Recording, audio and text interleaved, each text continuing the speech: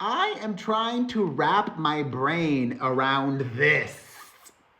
No, not that Diddy had rules for his freak-offs, but the fact that the New York Post interviewed a former employee of Diddy's, a person that the incarcerated, disgraced music mogul paid to help organize his freak-offs. Why would this freak-off organizer speak to the media? Well, maybe they got paid. That's the only logical explanation, that the person got paid to blab.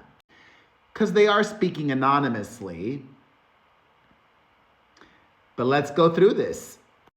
The freak-off organizer worked for Diddy in the years 2004 and 2005. They allege that Diddy was very visual, obviously, for the kind of party that it was. Meaning, you had to be a certain body shape. You had to literally weigh less than a certain amount. Literally. The freak-off party planner says to the New York Post, quote, "We would do a weigh-in if necessary. The girls had to be young and hot, so I always had a scale nearby in case I needed to make sure.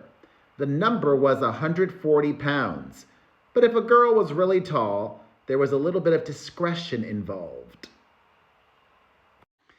And in addition to the no flab, no cellulite, there were other very specific guidelines. Quote, "Not overly pierced or tattooed, no short hair, and the girls had to be young and hot."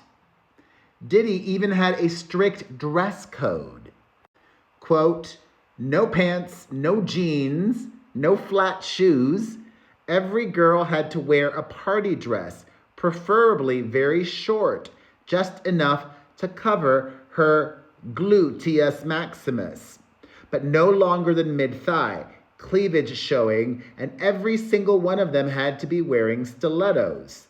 That one, there was no exception. High stilettos." The one thing that Diddy was not specific about were the women's ages. The freak-off organizer says it was don't ask, don't tell. At the time, I was really young myself, and I honestly thought that we weren't asking their age because of drinking laws. We now know that's not why. The party planner also wants to make it clear, quote, "I never stayed around for the freak-offs and had no idea that these girls were expected to have